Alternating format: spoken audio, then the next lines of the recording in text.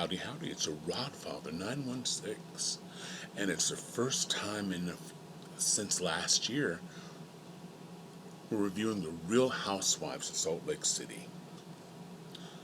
I watch all the Housewives, and most of the formats are tired, not saying that Salt Lake is superior, but Salt Lake is a little fresher, and who knew Salt Lake City? I mean, for those people who watched it who are now fans, didn't you just cringe when they said we're going to start a franchise in Salt Lake City? But it's turned out to be a fantastic season. The opener wasn't dynamic as last year and heart stomping. We didn't have Homeland Security stopping a van. Nobody was on the gun. There were no guns this season. This season started differently. We got to look back at season one, actually before season one, where the housewives were professing their love for one another. Lisa and Meredith, like sisters. Whitney and Meredith,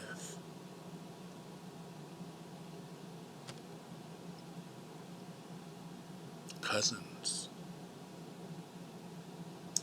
And then they bring us to 2022 where everybody's at odds. This year we don't have Jenny. Sorry about that. And we're missing Crazy Mary. But let me tell you, this season is getting off to a great start. So let me officially, this is the Real Housewives of Salt Lake City. Season 3, Episode 1. Hell is frozen over in Salt Lake City. Jen and Meredith are friends. I guess Jen's online slurs about Meredith's son is in her rearview mirror now. After Lisa's juicy hot mic rant, where she called Meredith a whore and said that Meredith fucked half of New York City, that's a lot of people, and went deep in other areas of Meredith's family, the two aren't sisters anymore. And Meredith isn't ready to forgive, and she doesn't give two shits about an apology from Lisa. A lawyer, Meredith is slowly building a case against Lisa. Allegedly, but she's checking off. And she doesn't want a fucking apology from Lisa. She wants Lisa's blood to fry on some random fast food griddle. Meanwhile, across town, Lisa and Heather are friendly. Lisa's desperate. She's got to be, because she really and truly hates Heather. She's talking to Heather, who she really doesn't like, and she wants Heather's sage advice how to get into to Meredith's good graces. Our girl Heather always keeps it real and tells Lisa basically like, bitch, you got to put down that 44-ounce soda, because you're going to need room for all the crow you got to eat. Because you done talked about everything. You've talked about the woman's husband. She said he couldn't hold a job, that's why they don't have a house. Now Lisa, on the other hand, the girl must be Egyptian because she's living in denial. She doesn't think what she said is all that damaging.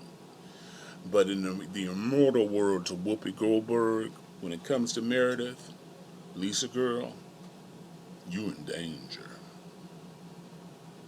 Meanwhile, Heather, our girl Heather, still wants to be Lisa's friend. This has been since season 1. You know, Lisa's a woman who said that Heather looked like Shrek. The woman who denied knowing the chubby girl in high school. They went to the same high school, but Lisa just doesn't remember who she is. It's kind of sad. Moving on. The cousins, Whitney and Houston, met at the Rose's house. Whitney wants to cut all ties with the Mormon church. That's given her a lot of pain.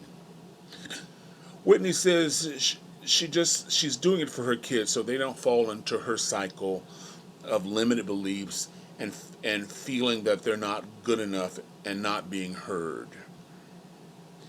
And she said, she said, listen, having my name on the record of the Mormon Church means they're still tracking what I'm doing.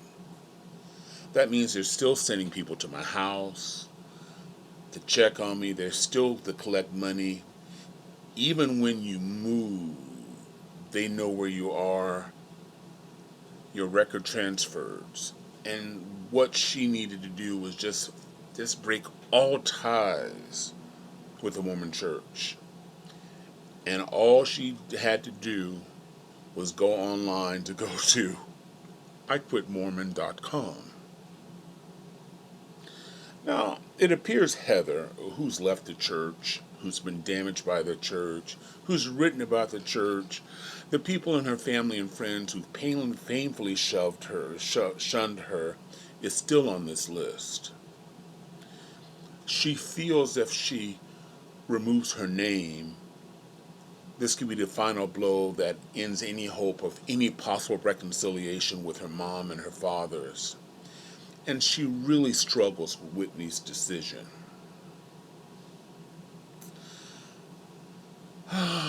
Poor Jen Shaw. Jen Shaw is the last woman or the last man standing in a case where she's been accused of bilking all these senior citizens out of their money. And now with all her monies going to attorneys, she's had to downsize. Please, is there a hanky? This towel would do. She left a home with 9,000 square feet for a home with 4,000 square feet. No giant closets. It gets worse. I'm sorry to do this to you, so if you need a moment, take a moment and get your hankies, because this is really, really emotional.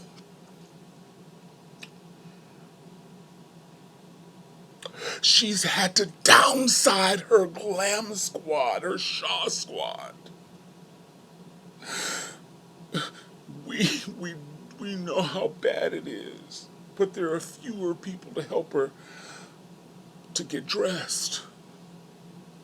Fewer people to help her squeeze into those Spanx. Fewer people to help her choose her various hair pieces and put on her makeup. This is a tragedy, I'm just telling you right now. The glamorous Jen Shaw that we know maybe just become ordinary. Jen is having a 51st birthday party for Coach Coach Shaw at a friend's house.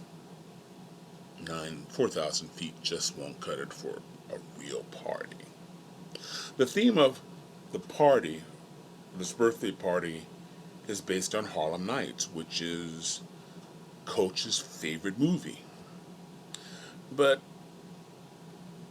he loves his wife, a woman of color, but they live in Salt Lake City. Salt Lake City.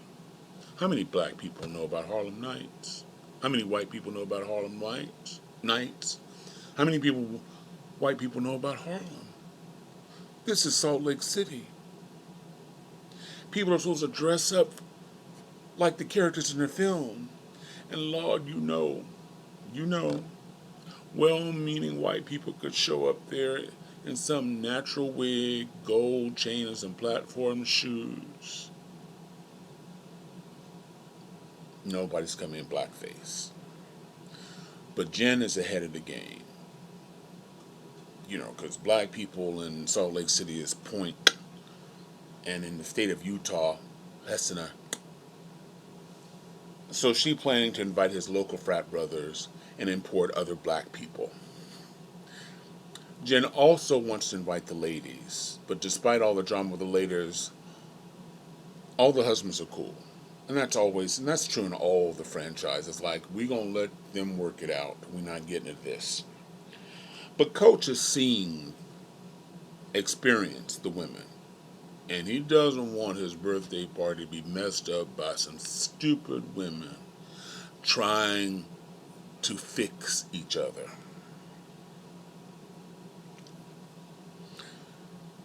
I love Heather Fark. I love Heather Gay. I really and truly do. Heather Gay likes the brothers. Okay, let's be clear. Yes, she was married to a nice Mormon man. Yes, she had children with him, and then he dumped her. But something tells me that Mormonism don't embrace the swirl in racial marriage or relationships. Because if they did, Heather would have married her brother. Be clear. From the first season on, Heather had a kind of twinkle in her eyes for the brothers, but she lives in Salt Lake City. How come she can't live in Oakland, Chicago, Detroit, D.C., Salt Lake City, where brothers are point? You know, she's likely to get hit by a 1949 Volkswagen, then run into a black man at the mall who's not married to a white woman. I didn't see that. But she doesn't like any brothers, or just any brother. She's not going to take some pedestrian mother. She likes big men. She likes hefty men. Tall, heavy. The Rodfather can appreciate this, being a big man myself. So they're at Coach's party. They're a selection of brothers imported from parts of the country. Heather's eyes went probably to the biggest man in the room. He's a former Celtic named Glenn Davis. Look him up, a.k.a. Big Baby. This brother is 6'8". Heather ain't playing. 6'8". Well in the upper threes. This ain't the first melanin twinkle for Sister Heather. 2 years earlier, she met another one of Coach's friends in New Orleans called Big Daddy. Heather, when it comes to brothers, she's not waiting. She gets right in their face, grabs them and says, hello. Hello. Well, she's not that bad. She's still a good Mormon. Recovering Mormon. Hello. Okay, I'm sorry. I digress. Let me get back to it.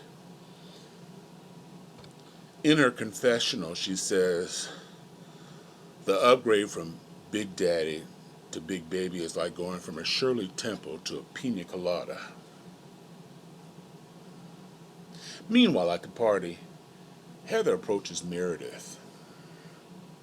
And she wants Lisa and Meredith to mend their 10-year-old friendship. Don't throw away this relationship over an ugly fight. Whitney suggested, maybe they should all take a girls' trip and, before Jen has to go to her trial in 7 weeks and face trial. Lisa's husband, John, and Meredith's husband, says, again, meet, and despite their wives, they are still cool. They've agreed they're still cool. Lisa hugs Meredith and says they should talk later. But in her confessional, Meredith is cold as ice. Said, listen, Lisa had 2 months to talk to her. Now leave me alone. Lisa hugs Meredith's husband, Seth, and Seth keeps it real. He said, Meredith was hurt by what you said. And I was also surprised what you had to say about me. Lisa said, well, I can't believe the things I said. squeeze, squeeze, squish, squish. She can't believe the things she said. And it's not really how she feels. And she's trying to explain herself. But to the innocent eye, she comes off as a victim. Like what she said, what she heard, somebody said that garbage to her. Lisa seems to believe like a simple apology should make everything better and everything should return to normal. Meredith was furious that Lisa cornered Seth. She was mad at Seth for talking to her. But what was Seth going to do? Lisa seemed to be excusing but not taking accountability for what she's done. And he asked a question, is it an apology when you're excusing the behavior?